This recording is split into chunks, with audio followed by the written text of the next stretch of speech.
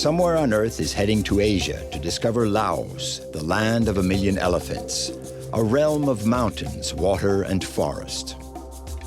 The Mekong, the world's 10th longest river, crosses the country from north to south and sets the rhythm of life for the 6 million Laotians. Bordered by China, Burma, Vietnam, Cambodia, and Thailand, Laos has no direct access to the sea. Half the country's territory is covered by forest. It's an island of greenery, populated by more than 60 ethnic groups, and a vast store of cultural wealth. Lewa, an itinerant vendor, spends most of his time traveling with his family on the upper Mekong near the borders of China, Burma, and Thailand. He knows this mythic river inside out. Peng is also an inveterate traveler, but he sets out for the most remote corners of the country at the wheel of his old army truck. Peng, who practices meditation, is progressing on the path of wisdom that all Buddhists dream of traveling. 1,000 kilometers to the south, near the Cambodian border, are the Kon Papeng Falls, the largest in Southeast Asia. Soan is a fisherman, a very dangerous profession. Every day, these men working above these turbulent waters place their life in the hands of the spirits of the Mekong. I don't cast my net just anywhere. I cast it only in the spots I know well. This is how I feed my family, according to what nature is willing to let me have.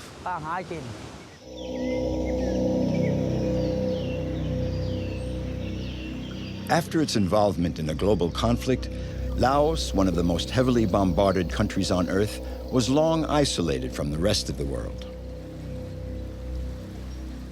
Now, Laos is a haven of nature and tranquility. All its rivers flow into the Mekong. Asia's legendary river, called the Mother of All Waters, is a vital artery for the country's inhabitants.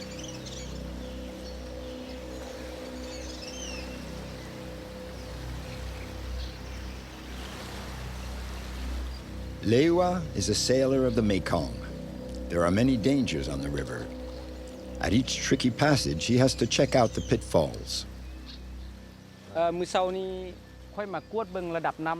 come down to check the water level this morning. I'm wondering if my boat can make it through here. There are rocks, a lot of rocks, and there's not much water depth for the boat. So no, I won't come through here. It's impossible.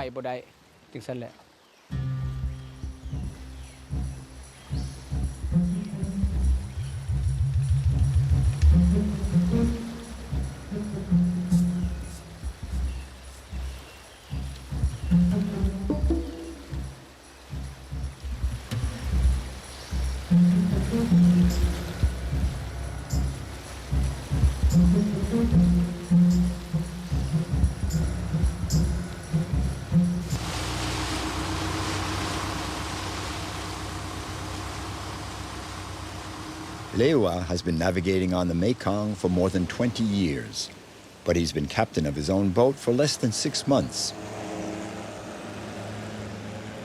All year round, he travels the river with his wife and 2 daughters selling his goods.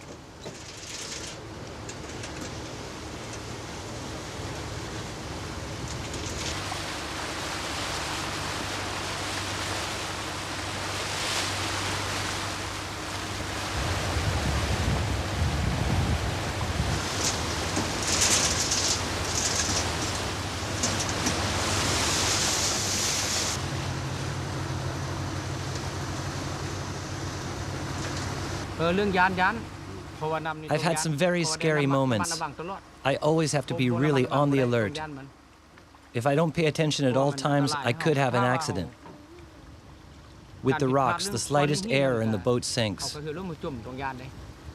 If I'm not sure, I prefer not trying to go through. First, I have to check that the rudder is working well. If I'm not in control of everything, I'm taking a risk. It's dangerous here, and I'm putting my family in danger.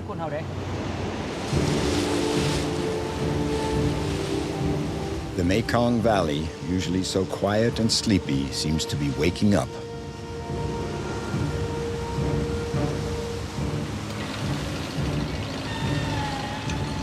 Lewa at the wheel knows that the slightest error in piloting means a shipwreck. The rapids are like a step, an obstacle they have to get across.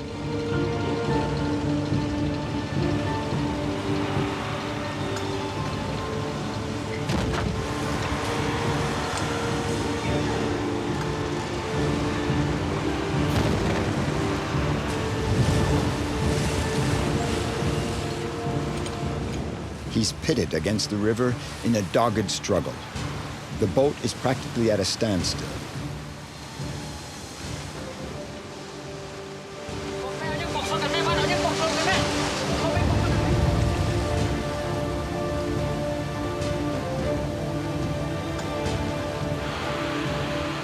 Each millimeter gained against the current is a victory.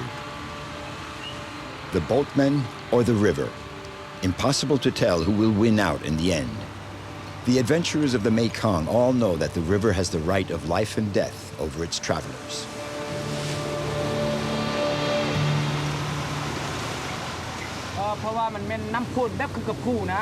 It's like a mountain torrent. There's a lot of current. Right here, the water accelerates. The current is very, very strong, and it's hard to make any headway. The river is powerful.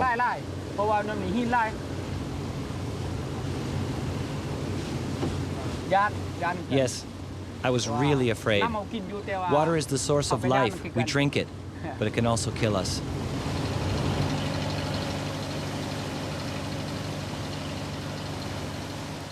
Lewa crossed 4 sets of rapids that day, each one a moment of anxiety.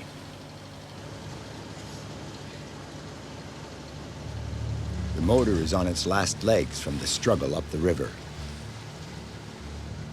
Lewa has to get his family to the shelter of the next village before nightfall.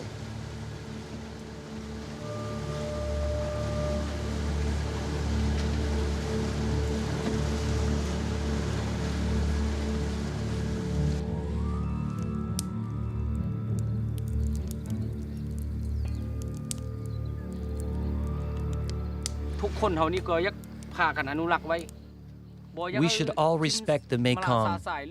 People shouldn't be dumping everything into the river. We drink the water of the Mekong. If no one protects the river, it will stay dirty. We should all respect it. It's a nurturing mother for us. The river was here before us. It gives us a living. Everybody here should take care of it.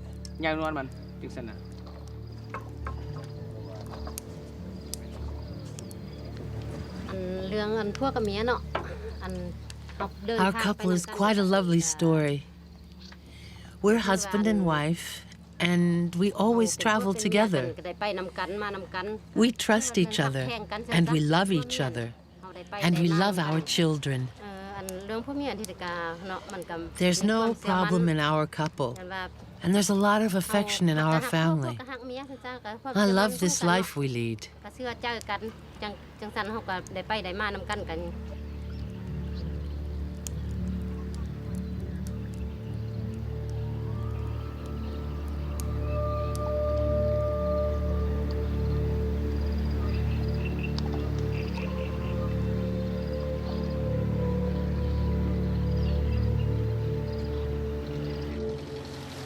Lewa recently bought a 20-meter longboat. It's an old craft, but it has a smart line. In any case, it carries the dreams of Lewa and his whole family. Together, they go up the wild valleys of Laos to sell their pottery and transport anything the villagers living on the rivers may need.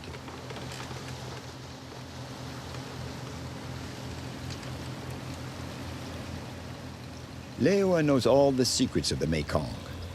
There are no markers on the river. There are no charts. Navigating this river means knowing it by heart. Every bend, every hill, every tree, every landmark that could help sailors get their bearings. I am a man of the Mekong. I've lived on the river ever since my early childhood. My whole life revolves around the Mekong. And that's how it will be as long as I live. and as long as I can keep going.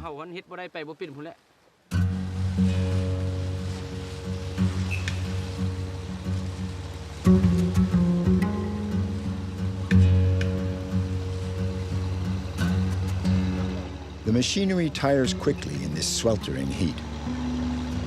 Lewa has to take care of the motor, for the trips last several days.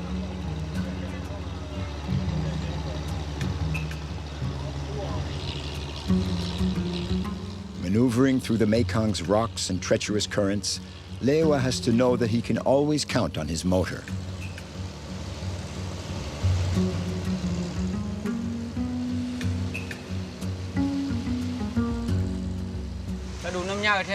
In the rainy season, when it's high water, the rocks are really submerged, so it's easier to navigate.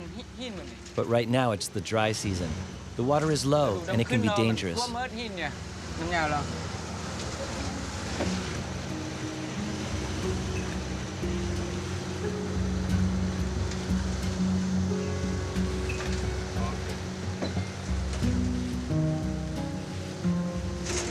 My main worry right now is the motor.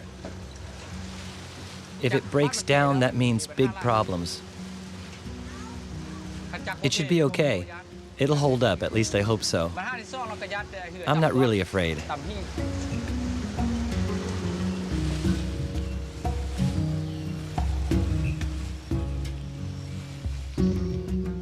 The boat continues its ascent of the dusky waters of the Mekong towards the north of Laos. There are no roads or trails in these remote regions, so the only way to reach the isolated villages is by boat.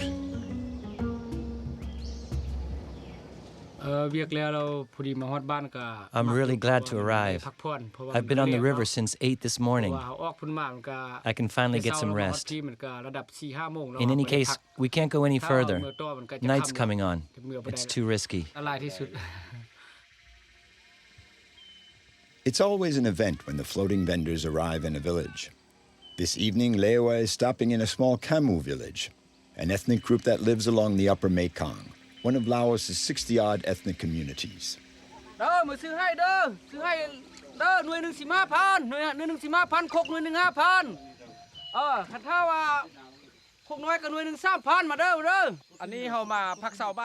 spend the night here in Ben Wain. It's a Kamu village. I'm going to see if I can make a few sales at the same time. I really know this place well, and there haven't been any vendors here for quite a while. This is one of my regular stops. There are so many villages along the Mekong. The villagers buy my jars and use them to make their beer and rice wine.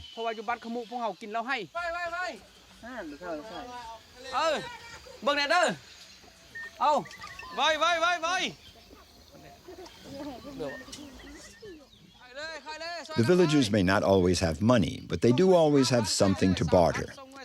It'll take just a few minutes for Lewa to unpack and sell his wares.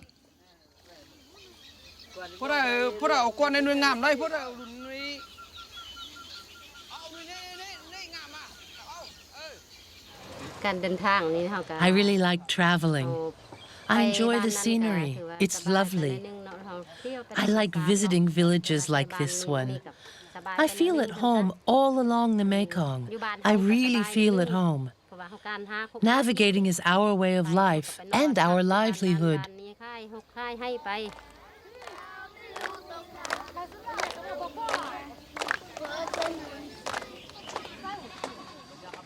The villagers here welcome Lewa like a member of the family. Hospitality is one of the cornerstones of Laotian society. The slightest occasion becomes a good reason to break out a jar of the traditional beer, a Kamu specialty.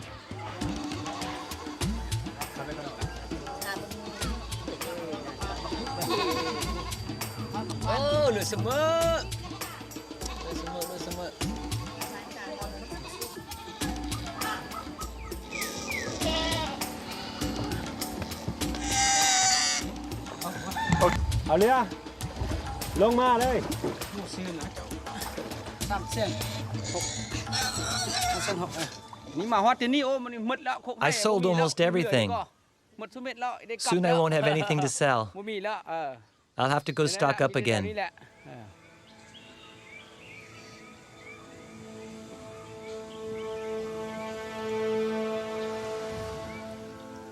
The lights of the Mekong exercise an irresistible attraction on voyagers.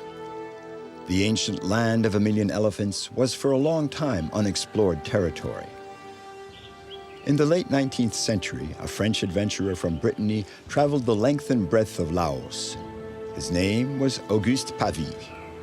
For years, Pavie traveled the peninsula of Indochina on foot.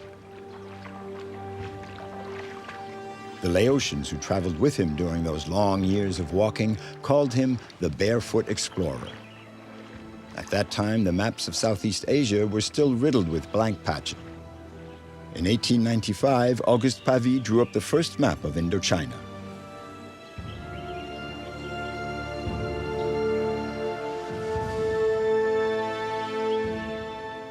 He had a particularly tender eye when photographing Laotians. At the end of his life, Auguste Pavie, forgotten by history, wrote in his memoirs, "I knew the joy of being liked by the people with whom I stayed."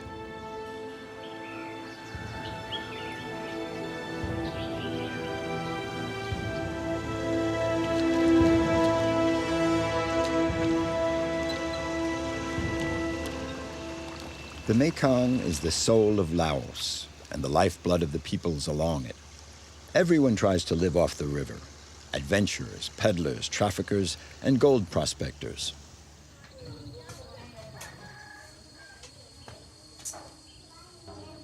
In their village near Luang Prabang, the former royal capital, Lewa and Boavan turn out hundreds of pieces of pottery.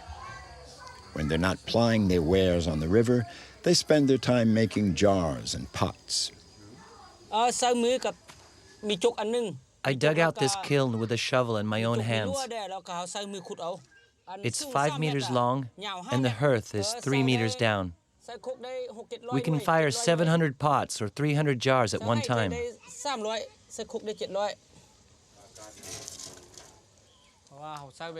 I have to keep a close watch over the firing for 24 hours, a whole day and night.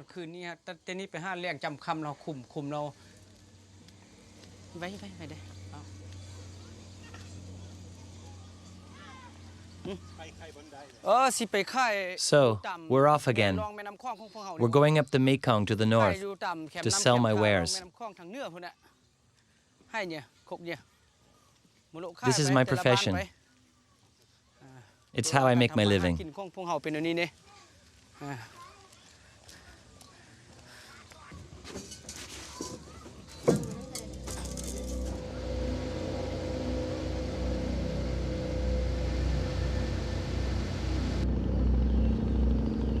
This is the life that Lewa has chosen. He and his family live a free, nomadic existence on the Mekong.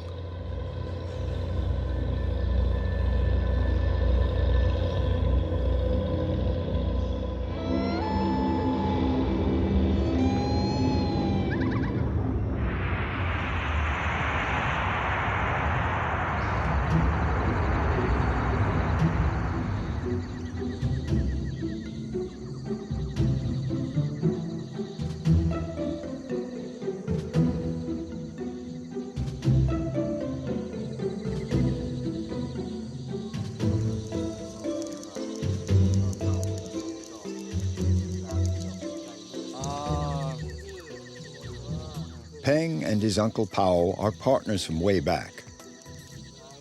Together they've covered all the trails and tracks of Laos.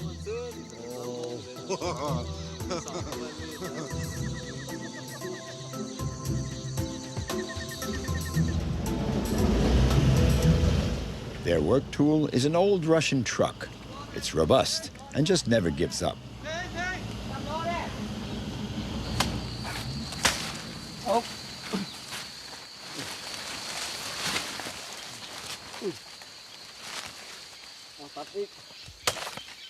Today, they're taking on a load of banana tree trunks.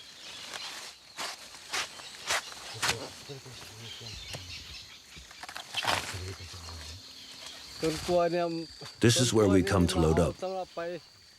We'll take these trunks to the elephants. I have an elephant too.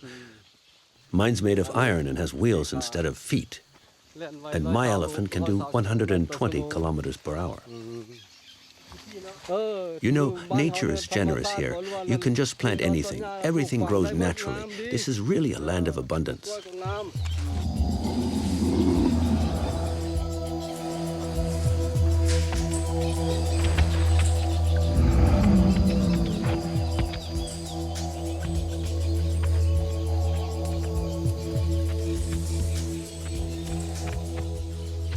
The elephant is the symbol of Laos.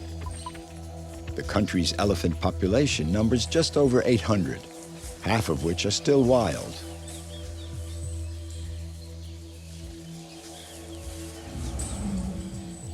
The Asian elephant was domesticated by man over 4,000 years ago. The Maots are the elephant's masters, the only ones capable of controlling the instinctive power of these impressive animals.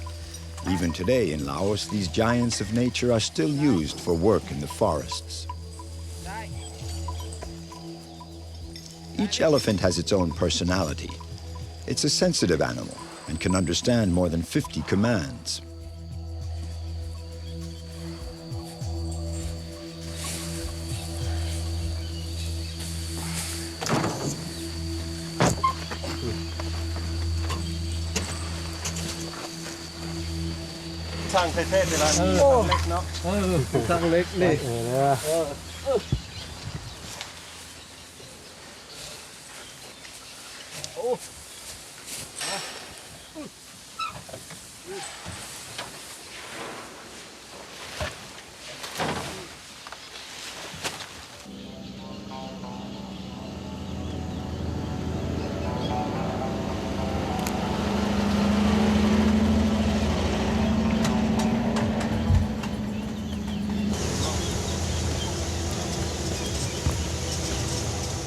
Peng and Pao arrive in Sayaburi.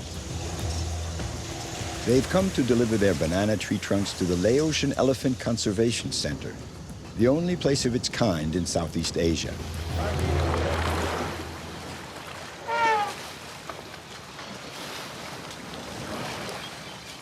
Here at the Conservation Center, a team of veterinarians takes care of the animals. They free the females from their work in the forest so that they can raise their young for the first years of their life.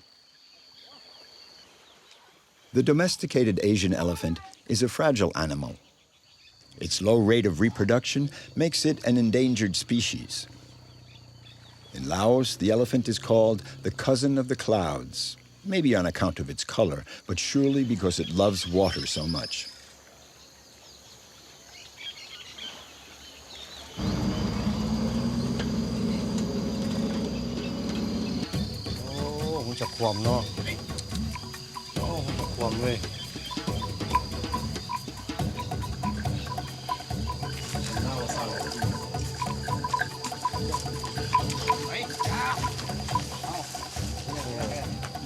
This morning, Peng and Pao are eagerly awaited visitors, for they're bringing the elephants their favorite snack.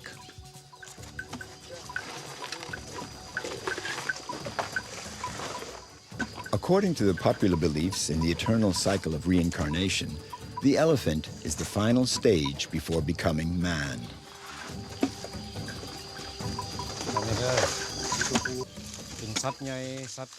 It's a very important animal for we Buddhists. It's a sacred animal. They say that Laos is the land of 1,000,000 elephants.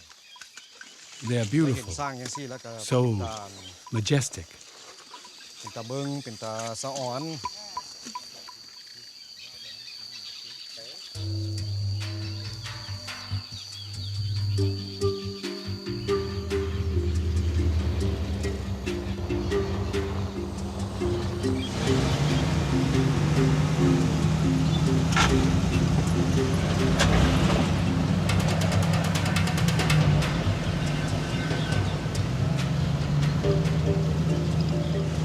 Peng is back on the road. For a long time, his truck was used by the Laotian army for troop transport. Seeing it eat up the trail like this, one could say that this truck is a sort of resume of the recent history of the country, a collateral victim of the Vietnam War.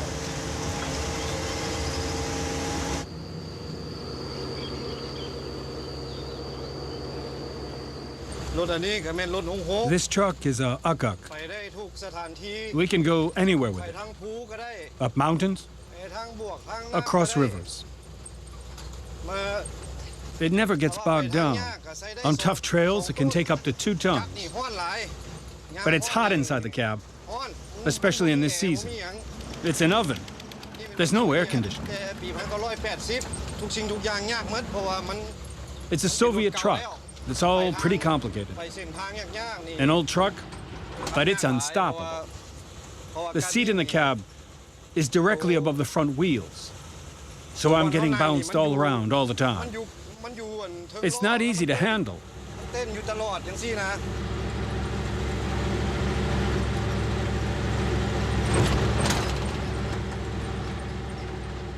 The road is a family heritage. For Peng, it's even a vocation, almost a spiritual quest.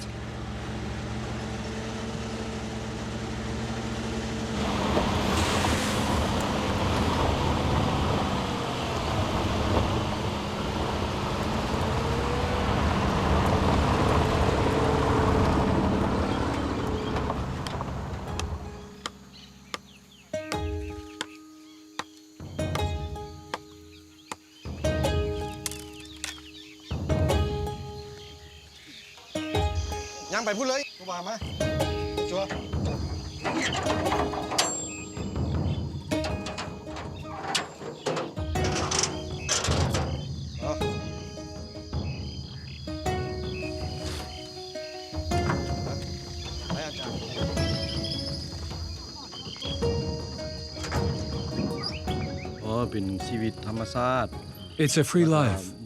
No constraints, no pressure. I can stay on here with the monks if I want. There's no one telling me what I have to do. When I have a load, well, I earn my living. If I don't, it's no problem. I'm not bothering anybody, just the opposite. That's what my trucker's life is like.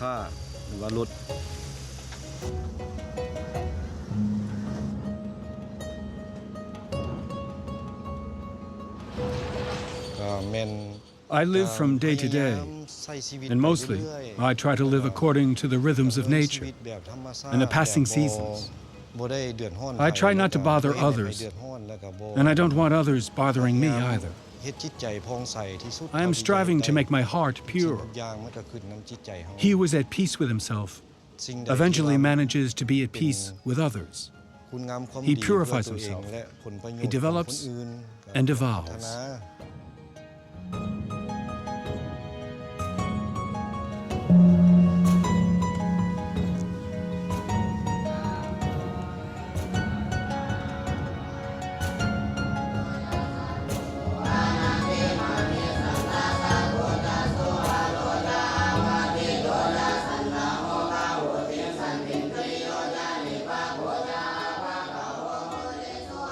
Peng often makes stops to meditate.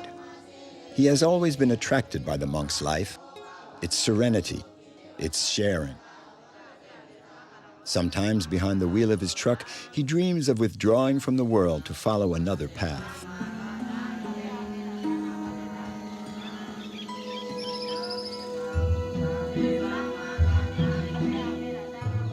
In Laos, a man can choose to devote several years to a spiritual retreat and to live the life of a monk before coming back to society.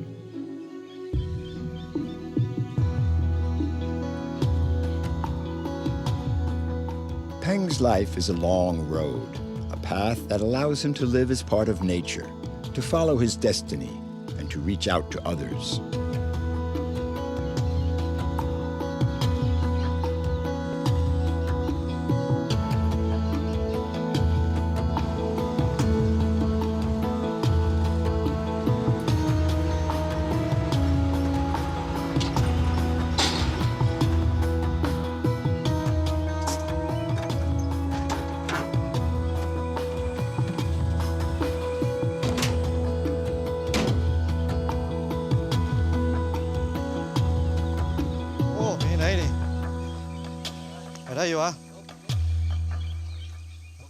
โอ้บ่ได้เอานี่ห้องเลยบ่ได้แล้วเนาะ Now we can get across. เขาเป็นซูเปอร์เก่งๆเขา I'm an old hawk driver and I'm ฝึก good. ฝนน้ำมู I learned from very skilled drivers. มัวเห็นอะไร When you're going uphill, you have to know how to help the motor. Go easy. Work the brakes. Know how to use the four-wheel drive. เบรกมือให้มีเบรกตีนดี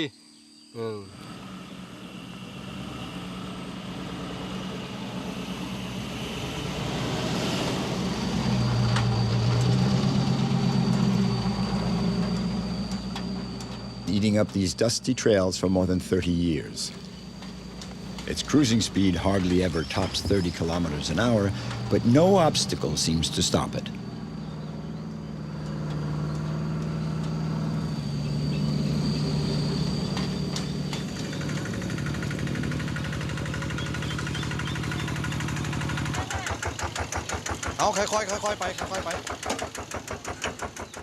In the mountains of Laos, time seems to stretch out indefinitely.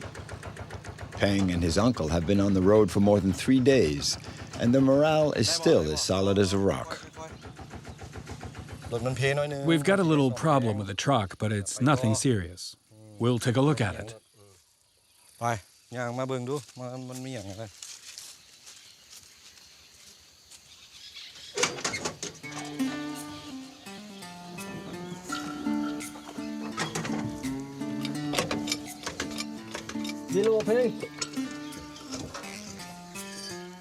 A few minutes with a screwdriver and a hammer are all it takes to get the old truck rolling again.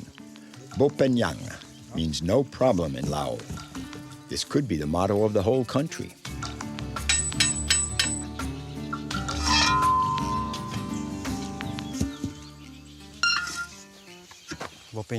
Bo Pen Yang. Everything is possible in Laos. We can repair anything. With a good dose of determination, we can do anything. And with a bit of patience, we get what we want. Here in Laos, we try to keep life simple. But you can't just say, Bo Pen Yang. If you don't take action, nothing will happen.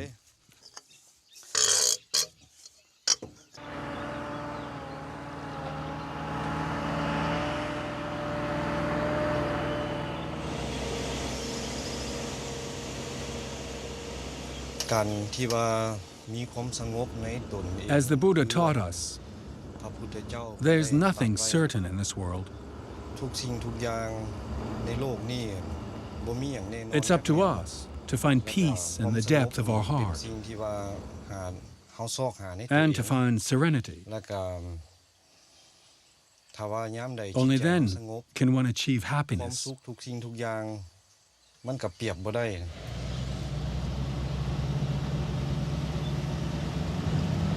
Peng is fully aware of the risks of the road, but he has faith in his karma, this principle of Buddhism that says people's lives depend on their acts and their past lives.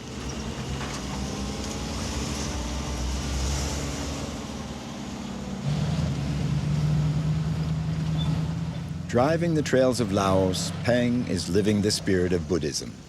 If he ever gives up this roving life, it will be because he has embarked on the path of awakening, a different voyage that's like a return to the essential.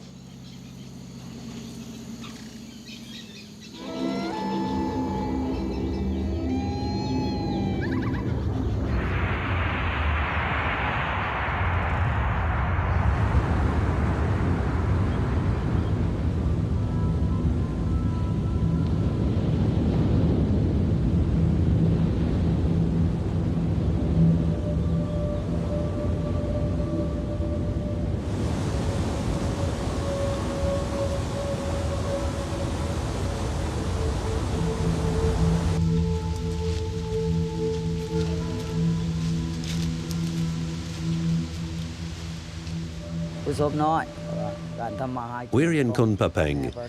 This is a fishing region. Everybody here makes their livelihood from fish, whatever the season or time of year.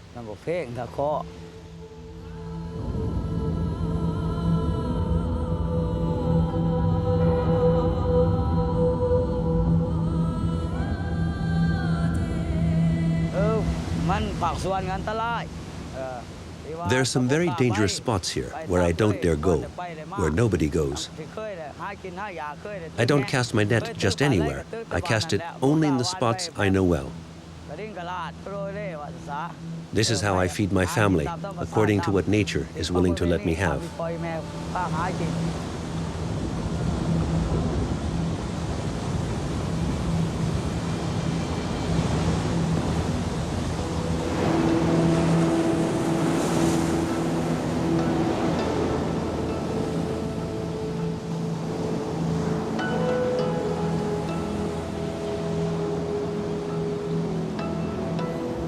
For more than 30 years, Soan has been casting his net into the turbulent waters of the Mekong.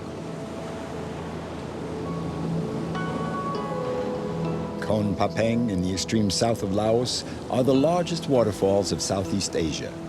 Here, fishermen brave their fear to cast their nets in the eternal combat between man and river.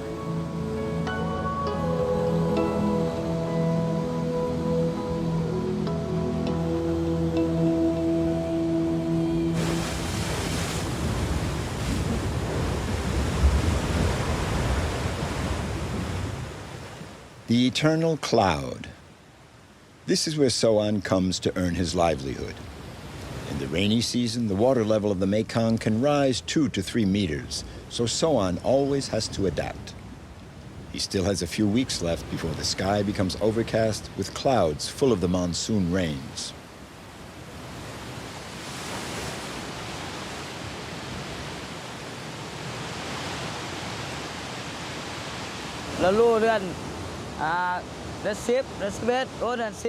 The high water occurs in the 9th and 10th month of the year.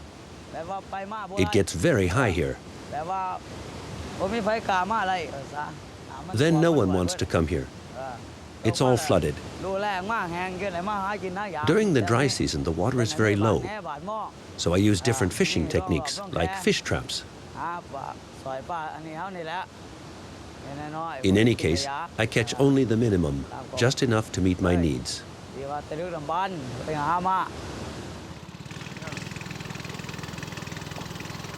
Soan heads back to his village through the treacherous currents. Every time he goes fishing, Soan has to cross the Mekong. He doesn't have his own boat, so he counts on other fishermen and has to pay for each crossing. Upriver from the falls, the Mekong gives an impressive display of its full might. Here, near the border with Cambodia, the Mekong widens into an enormous inland delta. The 4,000 islands form an incredible labyrinth of land and water. We're very close to the waterfalls. We're okay right here. There's no danger, but we have to be prepared for anything, especially if the motor breaks down. You always have to have an oar in the pirogue. Right now, the current's not very strong here. It's all right. But if we break down, we'll have to row.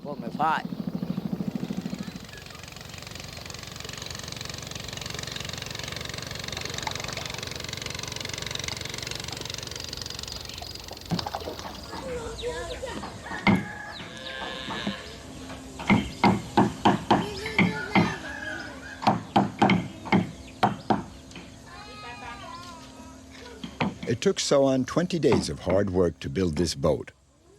It's his first boat, and he's very proud of it. This little craft will change his life. Soon, he'll no longer have to count on others to cross the Mekong. But before he launches his boat, Soan has to keep an important rendezvous with the river spirits. I'm bringing offerings to the shaman, the great protector of the river, so that the spirits will protect my boat.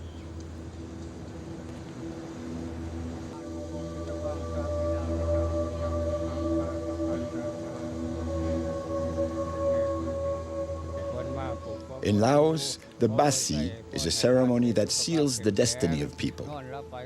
The shaman recalls the 32 souls that each human being possesses.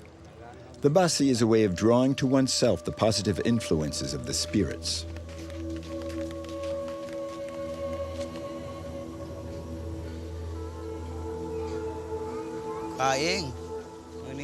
This is an auspicious day for me. I'm going to launch my pirogue.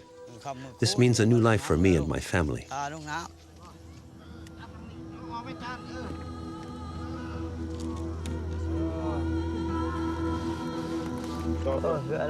It is really beautiful. I love this boat. It's very well built. I really like it.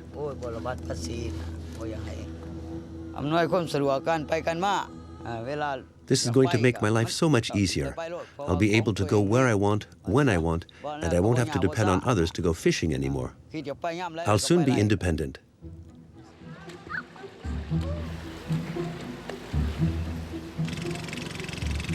When he has enough money to buy a motor, Soan will be able to navigate on the Mekong with his own boat.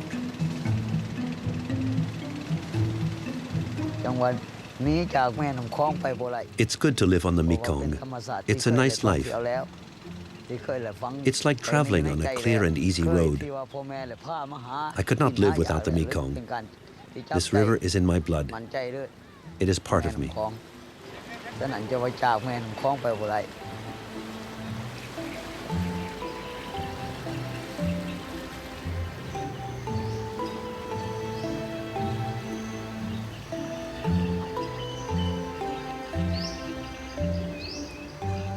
The Mekong is a legendary river.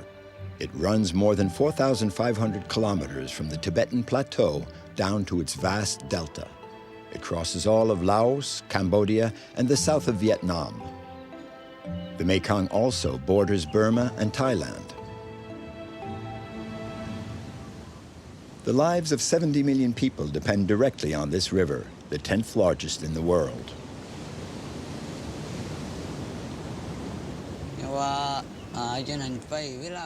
When I come to fish here in the waterfalls, I have to cross with this cable. There always has to be 2 or 3 other fishermen nearby to ensure my safety and to help me if I have a problem. And likewise, I am here to keep an eye on other fishermen. This spot is dangerous. Here on the Mekong, we all help each other out.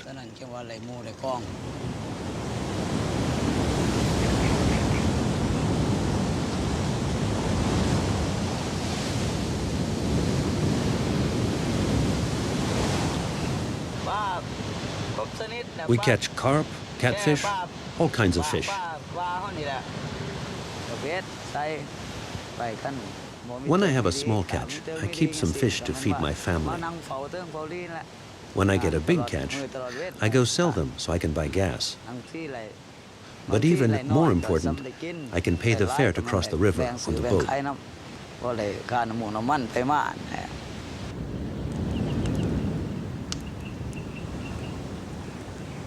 To make a livelihood from the river's resources, the fishermen have to adapt and be resourceful. The Khon Papeng Falls form a natural, insurmountable barrier. In the tightly knit community of fishermen here, the most daring are also the most respected. These are the tightrope walkers of Khon Papeng.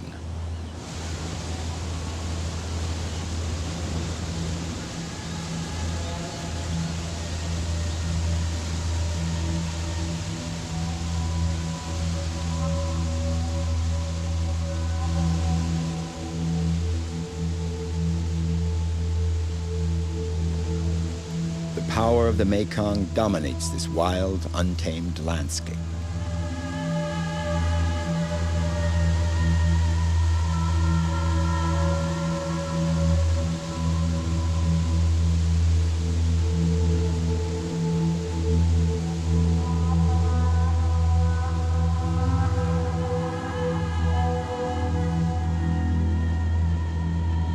Under the admiring eye of Soan, Sam Nyen juggles with the laws of equilibrium.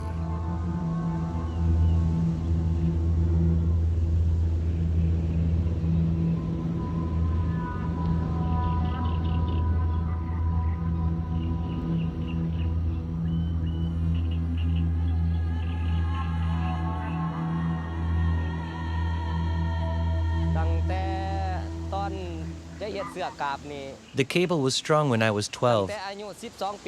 I'm 50 now, and I'm still crossing it every day. It's part of my family's patrimony. No one else can use it. These are my cables, and I discourage anyone else from using them. If an accident were to happen, I'd be held responsible. The cables and I are one. The danger is that the cable gives or that my hands slip. If I fall, my life is over. It's very dangerous.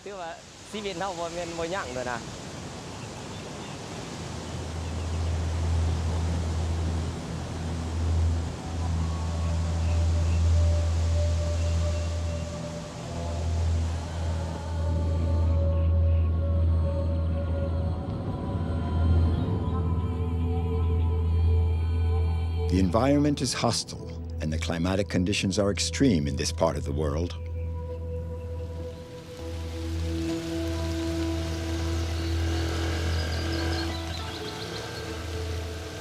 Today, the sky is shedding its excess energy. It's 40 degrees Celsius, and the first monsoon rains are pouring down.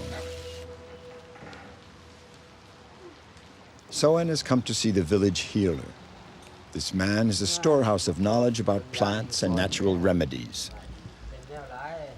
Soen has been getting dizzy spells lately. He also comes regularly to consult about his malaria.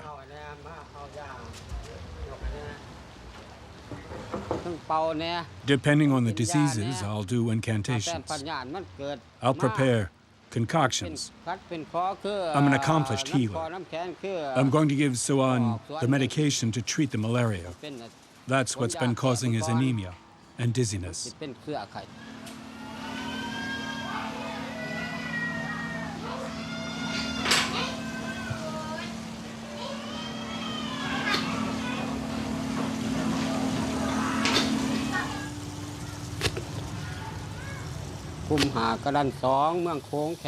I've been a healer for about 30 years. I treat many of the villagers here.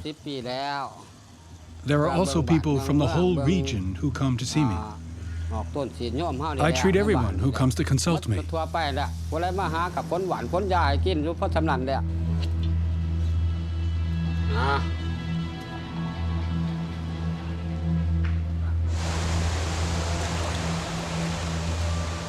Even though the fishermen of Kon Papeng may be protected by the river spirits, they're still constantly risking their lives. It takes nerves of steel to brave the dangers.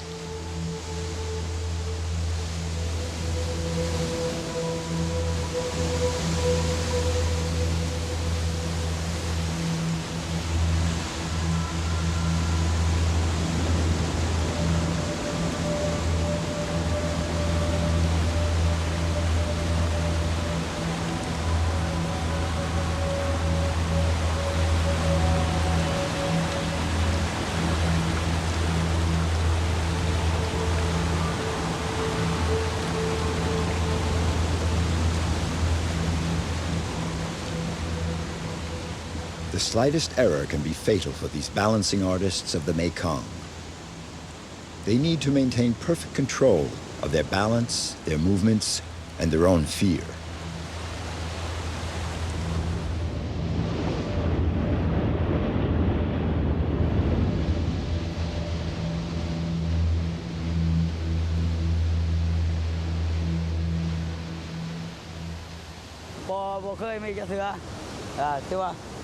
Here at Kon Papeng, there are in fact very few accidents.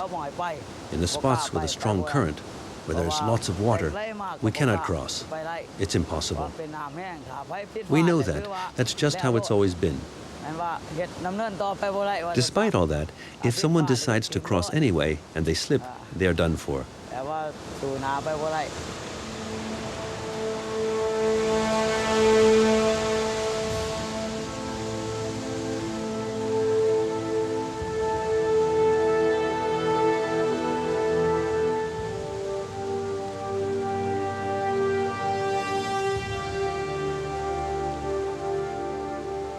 How can one appreciate the multiple facets of this unpredictable, mysterious river? At Kon Papeng, locked away in the memory of the fishermen, are all the secrets of the Mekong, the mother of all Asian waters.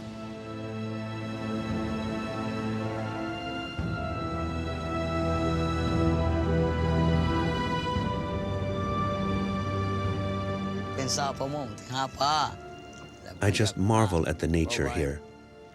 I want to stay close to it. It is in my blood. My fondest wish is to be able to keep on enjoying this harmony.